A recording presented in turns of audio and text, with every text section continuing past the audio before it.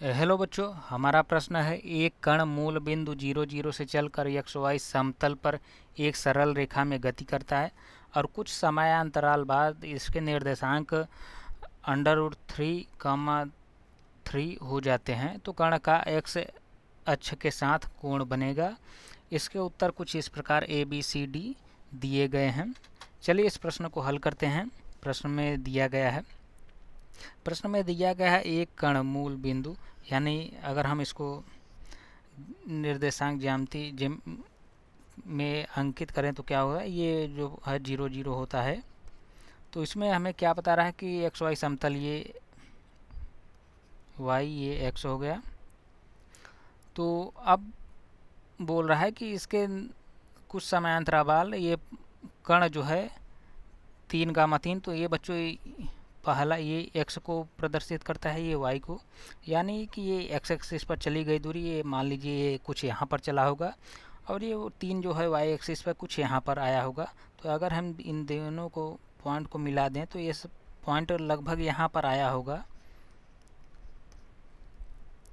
तो अगर हम इसको मिला दें तो अब हमसे क्या पूछ रहा है कि एक्स अक्ष के साथ कोण पूछ रहा है बच्चों, एक्स अक्ष के साथ कोण बनेगा।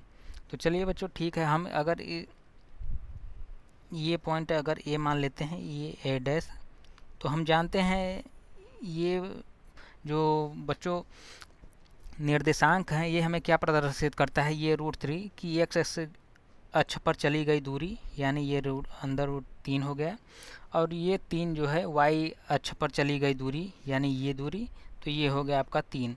अब हमसे पूछ रहा है ये एक्स अक्ष के साथ कोण, ये थीटा।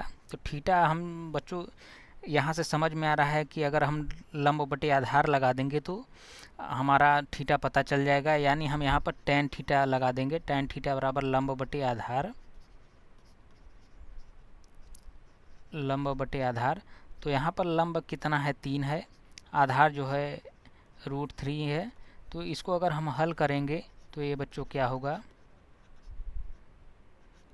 ये 3 हो जाएगा, ये 3 3 से कैंसिल हो जाएगा, तो ये बच्चों √3 बचेगा। तो tan थीटा बराबर √3।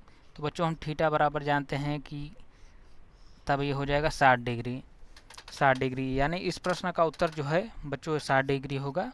आशा करता हूँ यह प्रश्न आपको समझ में आ गया होगा। धन्यवाद।